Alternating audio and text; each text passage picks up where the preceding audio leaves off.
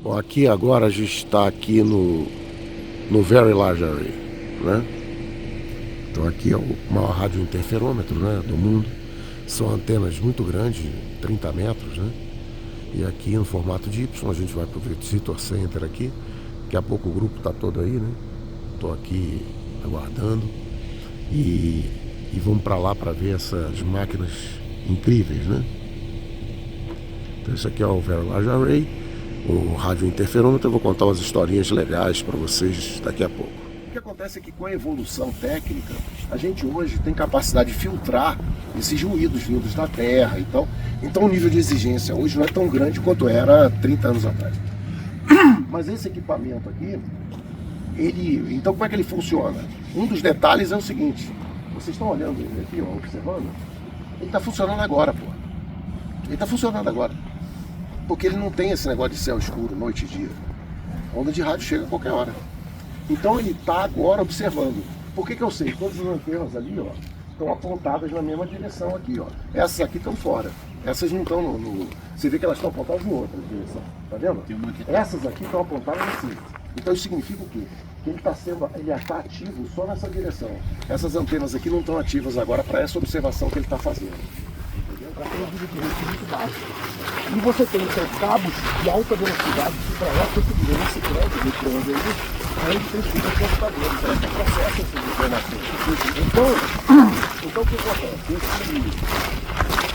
Esse conjunto de antenas aqui, então como é que a gente identifica essas partes das antenas que você está vendo aí? Então, a gente tem um telescópio que pode funcionar de várias formas diferentes. Então ele tem vários tipos de equipamento. Então ele tem equipamento onde está o foco da segurança aí. Eu vi que ele funciona assim,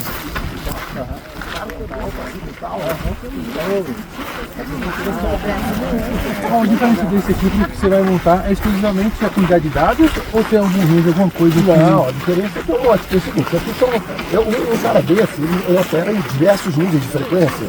Eu, na minha casa, eu comprei um computador que opera numa frequência de... O cara aqui, ele vai de 1 GHz a 50 GHz. Não é só a quantidade de dados, não é só o dado aqui. Não, é muito diferente. Assim, a técnica é a mesma, mas a capacidade é absurdamente diferente. E o range É completamente diferente. O que acontece é que esses equipamentos, né, eles têm um nível de sofisticação muito grande, né? Eles têm um nível de sofisticação eletrônica, técnica muito grande. Você vê que não tem domínio do astrônomo amador, não opera com esse tipo de coisa, porque o volume de dinheiro que tem que ter isso aqui é só um estado consegue, nenhuma universidade. Você vê, isso aqui é da Eniral, isso aqui não é de uma universidade. Eles conseguem. Então o que acontece é que essas antenas aqui, eles empurram para lá, tem um caminho aqui, um negócio que empurra para lá, joga no trilho e vai movendo ela para cada engate. Então você tem engates fixos aqui, e cada posição dessa é medida assim no milímetro, né? Para você ter essas distâncias aqui. Então, essa antena aqui que está você não está funcionando, né? Porque é o seguinte: eles não podem operar com vento. Porque o problema é o seguinte: você está vendo aqui, isso aqui é uma vela, né? Tá vendo? Então, se o vento começar a ficar muito forte, eles põem a antena para cima e. bandeira, antena. É que nem um barco. Entendeu? A parte que você falou para mais ficção do filme é porque a frequência que está aqui jamais seria uma frequência de vídeo, né? Não, não é isso. Não é isso? Não. Aí é interessante explicar. É o seguinte: a frequência está ligada à quantidade de informação que a gente passa. Então, por exemplo, falar para vocês do rádio, todo mundo entende. Então, por exemplo, você tem você tem uma onda, uma senoide. Com frequência de 1 Hz, é uma onda por segundo. Tá certo? Então só dá para passar um bit por segundo ali, o cara, em princípio, né? Você não consegue passar informação maior do que essa. Agora vamos imaginar que você aumenta muito a frequência. Vamos imaginar que você aumenta muito a frequência. Tá mexendo aqui, a antena tá mexendo. Aqui.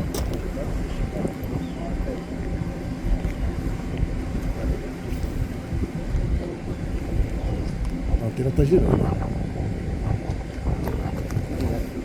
Mas o controle dele não é legal, não.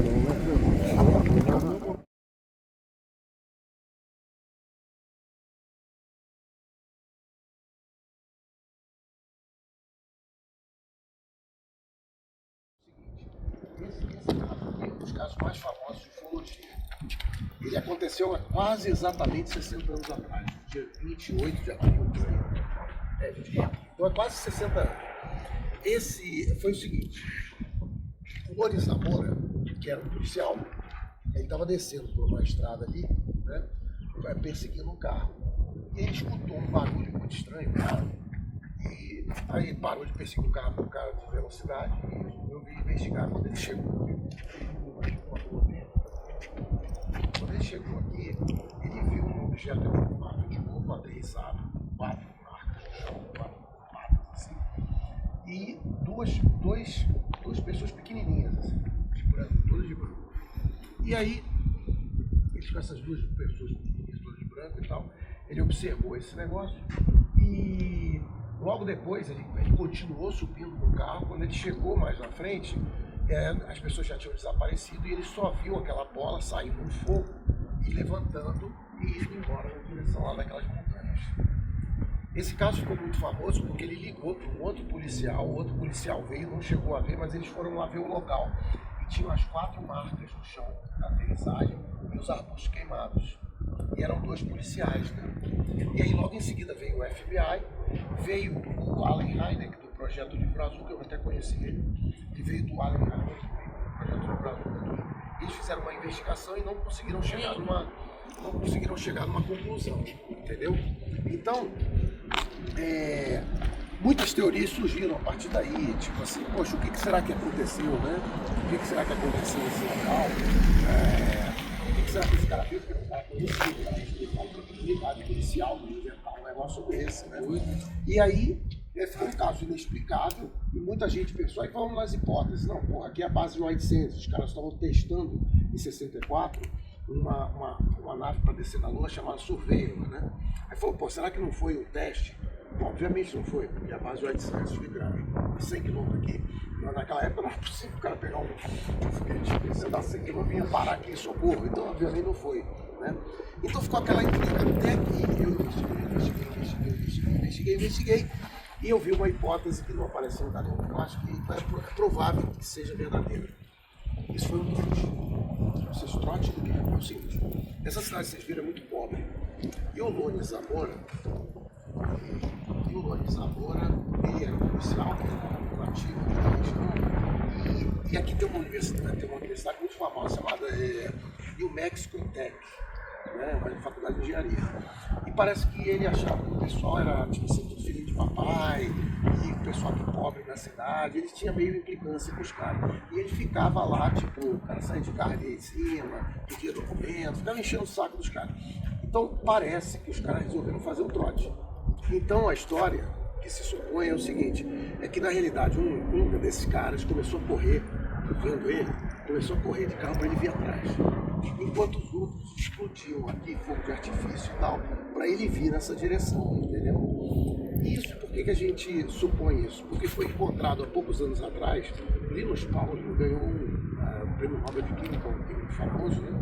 E ele, pegando lá os papéis dele, tem um momento que ele fala com o diretor da universidade da MIT aqui, e pergunta, né, esse caso aí de socorro estranho e tal. Aí ele, o diretor escreve a mão, que na época do carta, ele falou, não, isso aí foi um prank do pessoal da engenharia, parece. Aí o pessoal começou a investigar mais isso, algumas pessoas, né? E viram que parece que era possível. Por que eu acho que não foi? Você se pô, a explicação é legal, né? Por que eu acho que não foi? Eu acho que não foi pelo que a gente vai ver mais à frente. O que acontece?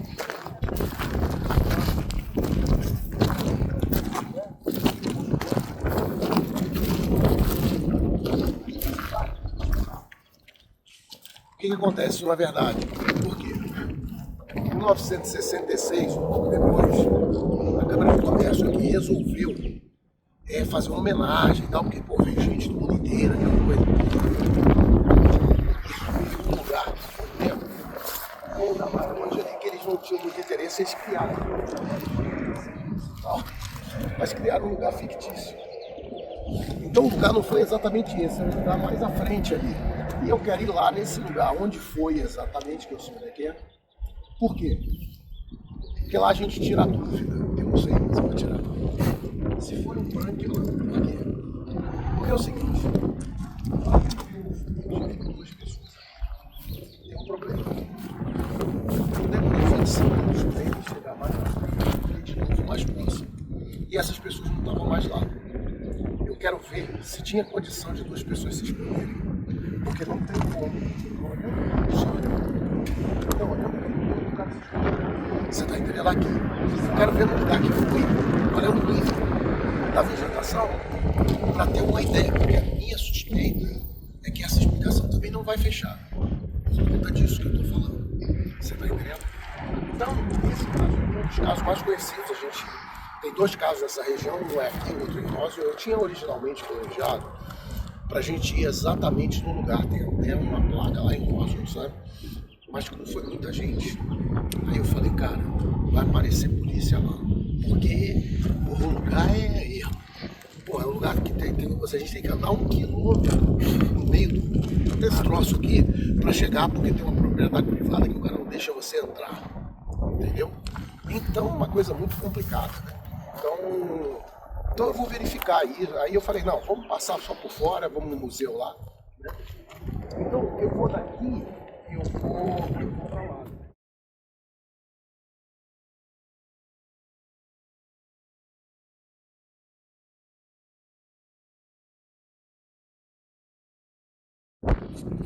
Bom, aqui é o Trinity Site. Aqui foi o lugar que foi a primeira bomba atômica, né?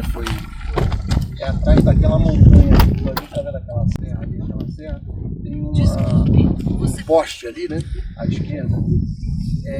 Exatamente embaixo daquele lugar ali é que explodiu a primeira bomba atômica. A gente não consegue porque ela é bancada, né? Ela só pode ser acessada uma vez por ano, quando os militares estiveram. Isso aqui é uma base militar que testa mísseis, testa esse tipo de coisa, né?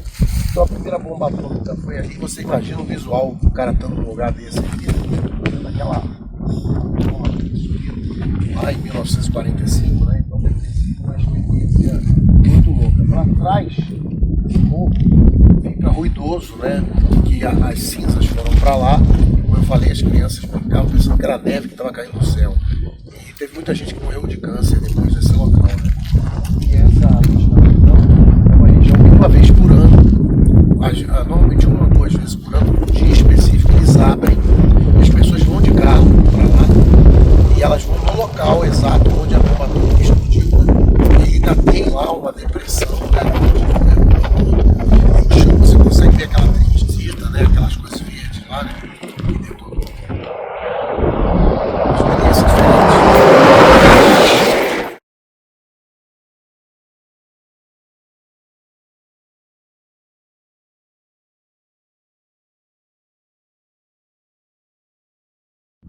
Subindo aqui em White Sands, vamos ver como é que é lá em cima.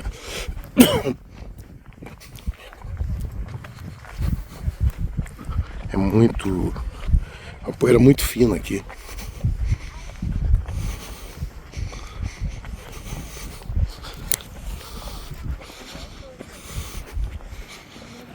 Cara, é muito fino.